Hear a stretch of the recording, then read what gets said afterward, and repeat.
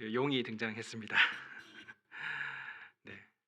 오늘 본문은 하늘에서 보인 큰 이적들, 하늘에서 보인 큰 이적들과 그리고 하늘에서 들린 큰 음성으로 구성되어 있습니다. 내용은 정말 그 판타지 그런 드라마 같은 그런 내용이 막 펼쳐집니다. 우리가 상상을 하면서 이 읽었던 내용들을 생각을 해봤으면 좋겠습니다. 이 하늘 위에 큰 이적이라는 것이 그 사인입니다. 표징이죠. 표입니다. 그래서 그런 한 장면이 펼쳐지고 또 한쪽에 또 다른 장면이 펼쳐지고 그리고 천상의 전쟁의 그 장면들이 막 펼쳐지고 이런 내용들을 우리가 보게 됩니다.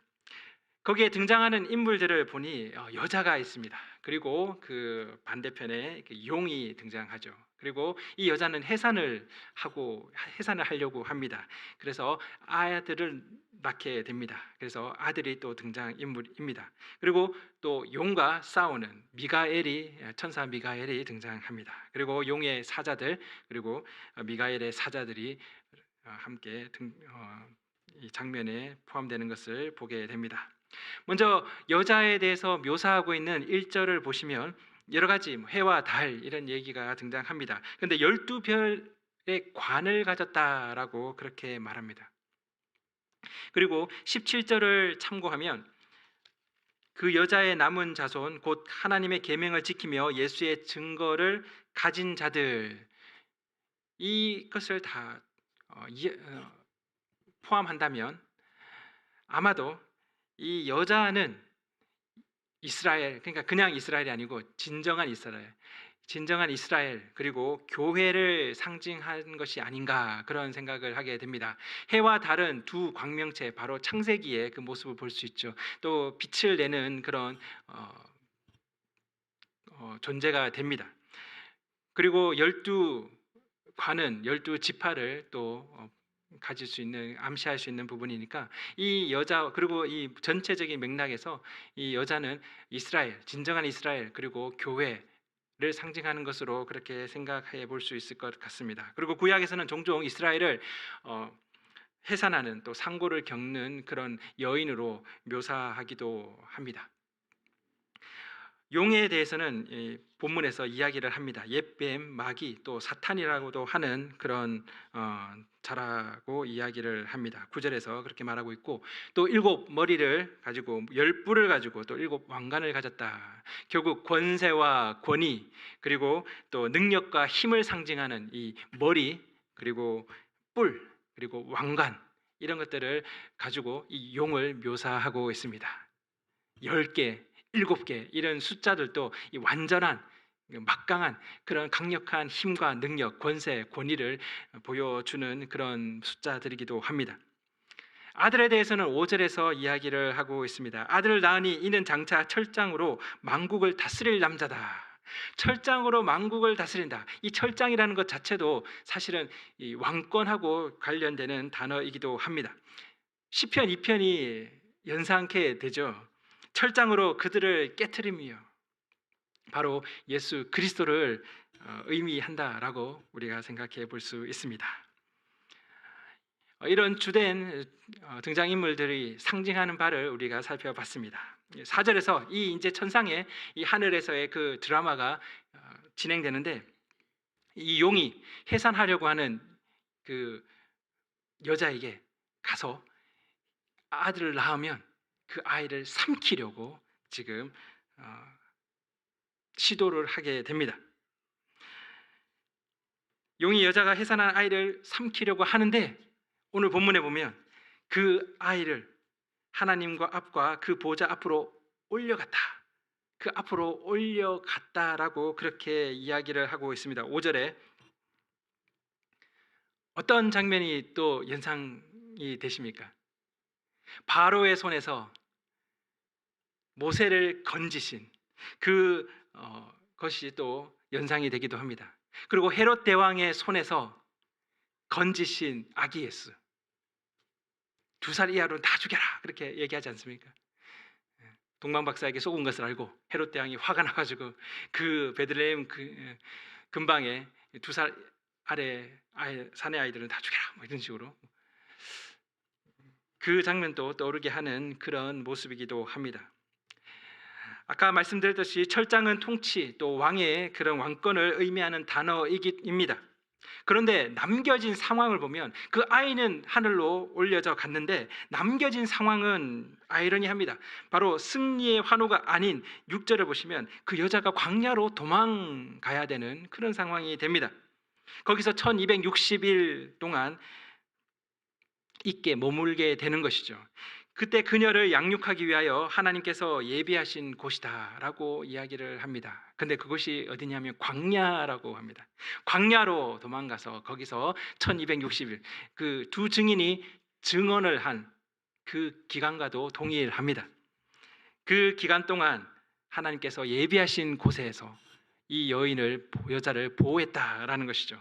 여기서 광야는 이중적인 의미를 가지고 있습니다. 바로 혹독한 환경 또 결핍된 상황을 묘사합니다. 근데 이 광야는 동시에 하나님의 인도하심, 보호하심, 지키심 그리고 하나님의 공급하심이 그것을 품고 있는 곳이기도 합니다. 이스라엘에게 있어서 광야는 이 두 가지 이미지가 겹쳐서 오는 것이죠.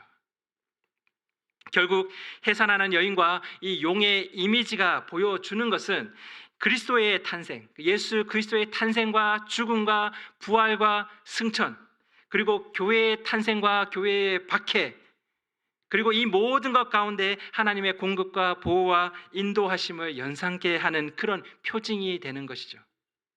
이 장면들을 그냥 판타지 드라마처럼 하늘에 펼쳐지는 장면인데 그 장면을 보고 또 그 장면을 듣고 있는 독자들에게 연상되는 것은 바로 예수 그리스도의 탄생과 죽음과 부활과 승천 그리고 교회의 탄생과 교회가 받는 박해가 드러나는 것이죠. 그런데 그 모든 것 가운데 하나님의 공급하심과 보호하심을 보게 되는 것입니다.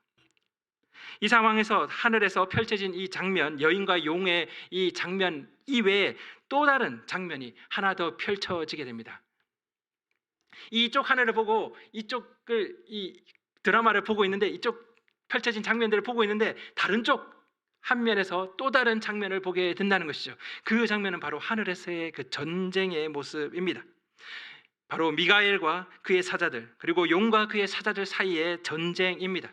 그런데 용과 그의 사자들이 이기지 못하고 패배해서 땅으로 내쫓기는 그 장면을 보게 됩니다. 바로 천상의 승리의 장면을 목격하게 됩니다. 하늘에서 펼쳐진 그 이적, 그 표징들 그리고 하늘에서의 그 전쟁의 장면이 마치 혹시 이런 단어 아십니까? 평행세계.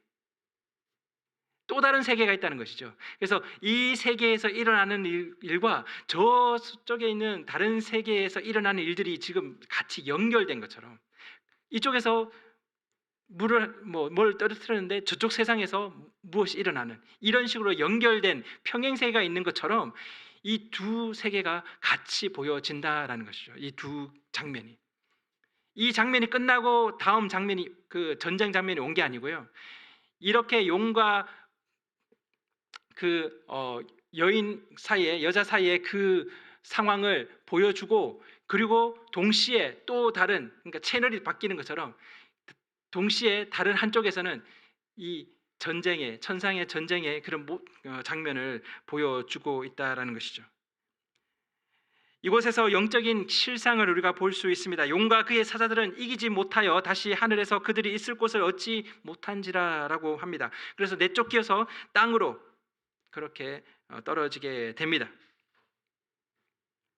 결국 이 용과 그의 사자들은 마지막 발악을 하게 됩니다.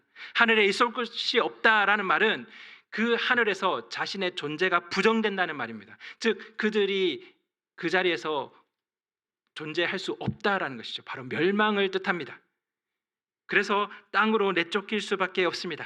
이들에게 남은 것은 마지막 발악인 것이죠. 자기의 때가 얼마 남지 않은 줄을 알므로 크게 분내어서 너희에게 내려갔다라고 12절에 그렇게 기록하고 있습니다. 자기 때가 얼마 남지 않은 것을 알고 큰 분을 내고 마지막 발악을 하려 땅에 내려갔다라는 것이죠. 여기서 한 신학자가 했던 말을 제가 인용을 하고자 합니다. 근데 너무 동의가 되고 너무 맞는 말이라는 생각이 듭니다. 마지막 쏟아붓는 사탄의 그 분노는 사실 하늘의 전쟁에서 그들이 패배한 결과다. 하늘에서의 전쟁의 실패의 결과가 바로 이 사탄의 분노라는 거죠. 마지막 그 발악이라는 겁니다. 교회의 박해, 성도들의 그 고난과 결핍, 그리고 애통, 그것이 사탄의 패배의 결과라는 것이죠. 이것은 또 역설적이게도 하나님의 승리의 결과이기도 합니다. 승리인데 박해와 고난을 겪게 된 것이라는 것이죠. 천상의 승리, 그 그리스도로 인해서 정말 철장으로 그들을 깨뜨리신 것처럼 그렇게 승리하신 그 천상의 승리로 말미암아 이 교회 가운데 박해와 고난이 주어졌다라는 것이죠.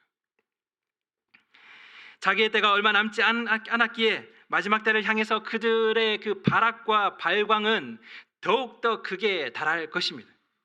때가 가까워오면 더 그러겠죠. 이때 하늘에서 들리는 큰 음성이 있습니다. 10절에서 그리스도의 권세가 나타났으니, 죽음으로 사탄의 권세를 무너뜨리셨음을 우리는 알고 있습니다. 계시록 5장 9절에서 10절을 보시면, 죽임을 당하사 각 족속과 방언과 백성과 나라 가운데에서 사람들을 피로 사서 하나님께 드리시고 그들로 우리 하나님 앞에서 나라와 제사장들을 삼으셨으니 그들이 땅에서 왕노릇하리로다.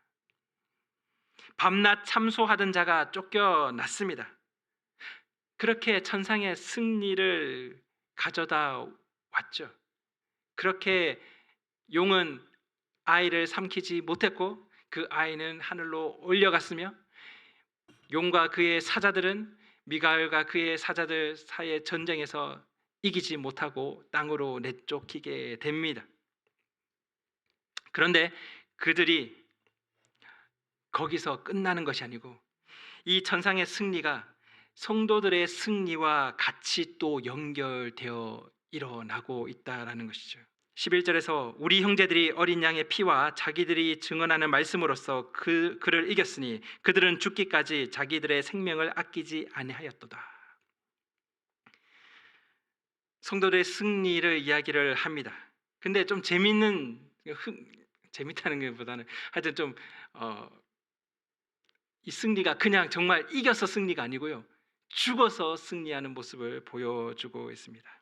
그들의 박해, 그들이 받는 고난, 그들의 죽음, 그 순교는 오히려 그리스도의 권세를 드러내는 것이라고 이야기를 합니다. 이 성도들의 승리의 그 토대는 그들의 피, 그들의 노력, 그들의 능력이 아니라고 이야기합니다. 오직 어린 양의 피, 그리고 그들의 증언이라고 합니다. 근데 그 증언이 무엇이냐면 그들의 고백인 것이죠. 다르게 말하면 그들의 믿음입니다. 믿음의 고백인 것이죠.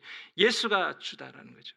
황제가, 가이사가 왕이 아니고 예수가 왕이시고 주이시다라는 그들의 고백, 그들의 그 믿음의 고백, 그것이 바로 그들의 증언입니다. 이 어린 양의 피와 그들의 그 고백, 믿음의 고백으로 그들은 승리하게 됩니다. 비록 이 증언이 그들로 죽음에 이르게 했을지라도 그것이 바로 패배가 아니고 바로 그리스도의 권세를 드러내는 승리라고 이야기하는 것이죠. 사탄은 하나님 앞에서 밤낮 참소하던 자였습니다. 이 고소에서 승리할 수 있는 유일한 길은 어린 양이 자신의 피로 자기들을 사서 하나님께 드리신 것을 신뢰하며 그들의 그 어린 양의 권세와 통치를 고백하는 것입니다. 그리고 그 나라에서 사는 길뿐입니다. 승리할 수 있는 유일한 길이 이것이라는 것이죠. 그것을 우리를 피로 사서 하나님께 드리신 것을 신뢰하고 그 나라를 살아가는 것입니다. 그러니 어린 양의 피와 그리고 그 믿음의 고백으로 우리는 그 고소에서 승리할 수 있다라는 것이죠. 근데 그 결과는 어쩌면 죽임 당하는 모습일 수도 있다라고 이야기를 합니다. 12절에서는 그러므로 하늘과 그 가운데 거하는 자들은 즐거워하라라고 이야기를 합니다. 근데 동시에 대립되는 대조되는 그 표현을 같이 두고 있습니다. 땅과 바다는 화 있을진저. 하늘에서는 즐거워하고 땅과 바다는 화가 있을지다. 그렇게 이야기를 합니다. 대조를 이룬 그런 모습을 말하고 있습니다. 사탄이 하늘에서 내쫓겼기에 하늘에서는 환희가 넘칩니다. 사탄의 존재가 거할 수 없는 그 존재가 부정되는 멸망당한 그런 세상을 그런 모습을 보게 됩니다. 그런데 이 땅 세상 가운데 내려온 사탄은 크게 분을 냅니다. 이 세상 가운데 사탄이 분노하는 대상은 남자를 낳은 그 여자가 됩니다. 그리고 그 여자의 남은 자손들, 그 자손들과 그 여자에게 분노를 쏟아내는 것이죠. 즉 땅과 바다는 화 있을진저. 하늘의 환희. 결국 이 장면이 가지는 이중적인 의미를 우리는 볼 수 있습니다. 바로 하늘의 그 환희, 하늘의 기쁨과 이 땅의 환란을 겹쳐서 보게 되는 것이죠. 어떻게 이 대립되는 이 두 개가 겹쳐질 수 있냐는 것이죠. 그런데 계시록은 이것을 노래합니다. 하늘에서의 그 환희와 세상에서의 이 땅에서의 환란이 겹쳐져서 평행세계처럼 같이 보여지는 것을 노래합니다. 근데 이 장면을 우리가 사실 스데반의 순교에서 우리는 볼 수 있었습니다. 스데반의 순교 장면에서 우리가 엿볼 수 있었던 장면이죠. 스데반이 그러죠. 하늘에서 하늘의 문이 열리고 인자가 하나님 옆에 우편에 앉으신 것을 본다. 그 유대인들이 막 길을 막고 소리 지르고 돌을 던져서 스데반을 죽이게 되죠.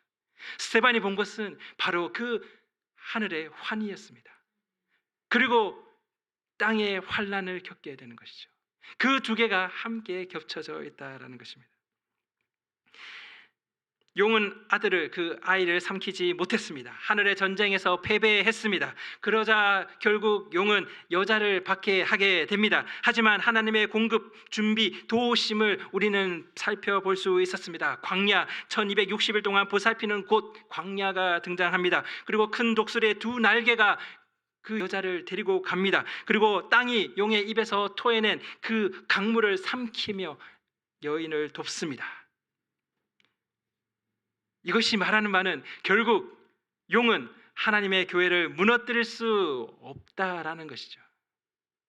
아무리 강물로 막 다 쓸어가도 교회는 결코 무너지지 않는다라고 이야기를 합니다. 그 여자를 없앨 수 없다라는 것이죠. 마가복음 16장 18절에서 우리가 잘 아는 말씀입니다. 내가 이 반석 위에 내 교회를 세우리니 음부의 권세가 이기지 못하리라. 그렇게 하나님은 하나님의 교회를 붙드신다라고 우리는 볼 수 있습니다. 이제 용에게 남은 옵션, 그 선택은 하나입니다. 바로 그 여자가 남긴 후손과 싸우는 것입니다. 그 여자의 남은 자손과 싸우는 것. 여기서 남은 자손은 하나님의 계명을 지키며 예수의 증거를 가진 자라고 그렇게 말하고 있습니다. 이것이 하나님의 말씀을 잘 지키고 예수의 증거, 예수는 부활하셨습니다, 뭐 이런 것을 이야기한다, 그런 것이 아니고요. 예수를 주로 고백하는, 그리고 하나님의 통치 아래, 하나님의 그 통치 아래에서 살아가는 그런 사람들을 이야기합니다. 그 사람들과 맞서 싸우고자 지금 바다 모래 위에 섰다라고 이야기하는 것이죠. 오늘 이 12장을 통해서 우리에게 주는 메시지는 이렇게 정리할 수 있을 것 같습니다. 먼저 겪고 있는 고난과 그 박해를 이상히 여기지 말라라는 것입니다. 이게 근데 원래 믿음의 길은 힘든 길이야, 원래 좁은 문이야, 그래서 걷는 것이 힘들어, 뭐 그것을 이야기하는, 아니면 인생의 힘겨운 고달픔 당연한 거다, 그런 것을 이야기하는 것이 아닙니다. 하나님이 되고자 했던 그 존재가, 하나님 자신이 되고 싶었던, 하나님이 되고 싶었던 그 존재가 패배하고 분을 내어서 세상 가운데 있다라는 것이죠. 우리 자신도 그런 존재였습니다. 내가 내 인생의 주인이고 내가 나에게는 하나님이기를 원했던 우리였습니다. 남은 자손, 계명을 지키는 예수의 증거를 가진 자, 결국 주대심과 또 하나님의 그 통치 아래에 살고 있는 이들, 그들과 더불어 싸우려고 서 있는 존재가 있다라는 것이죠. 겪고 있는 고난, 박해가 이상한 것이 아니라는 겁니다. 그들이 패배했기에 지금 남은 자손과 싸우려고 여기에 있다라는 것이죠. 궁극적으로 패배했기에 유일하게 남은 그 옵션이, 그 선택이 그냥 예수의 증거를 가진 자들과 싸우는 것밖에 없다라는 것입니다. 그 존재가 있기에, 하나님이 되고자 하는 그 존재가 바로 있기에 겪고 있는 고난과 박해가 있을 수밖에 없다라는 것이죠. 용의 편으로, 만약에 우리가 남은 자손이 아니라면 그러면 걱정할 필요가 없습니다. 용의 편으로 용을 경배하면서 이용당하는 것으로 환난을 피해가고 근근히 그렇게 살아갈 테니까 전혀 걱정할 필요가 없습니다. 그런데 만약 우리가 남은 자손이라면 그의 도전에 맞설 수밖에 없습니다. 하지만 오늘 말씀을 통해서 우리가 볼 수 있는 것은 동시에 그 광야에 예비하신 광야, 그리고 독수리의 두 날개, 공급하심과 궁극적인 승리, 그리고 땅을 사용하셔서 지키시는 그런 하나님의 도우심과 보호하심을, 그것도 함께 있을 거라는 것이죠. 그렇게 천상에서 패배하고 분을 내어 내려온 그 존재가 있지만 동시에 하나님의 그 보호하심, 하나님의 손도 함께 있다라는 것이죠. 그리고 두 번째로 우리가 생각해 볼 수 있는 것은 이제 우리 하나님의 구원과 능력과 나라와 또 그의 그리스도의 권세가 나타났다라고 하는 그 하늘에서의 큰 음성입니다. 근데 생각해 보면 죽어나가고 있는 형제 자매들 가운데 무슨 구원을 보고, 무슨 능력을 보고, 무슨 나라를 보고, 권세, 이런 것들을 그들이 볼 수 있었겠습니까? 하나님 무슨 권세입니까? 무슨 나라입니까? 무슨 능력입니까? 무슨 구원입니까? 지금 죽어나가고 있는데. 하지만 이것이 실상임을 그들에게 위로하고 있습니다. 너희가 받는 고난과 박해, 이 가운데서 드러나는 그리스도의 권세, 그리고 구원과 능력과 하나님의 나라, 이것을 노래하고 있다라는 것이죠.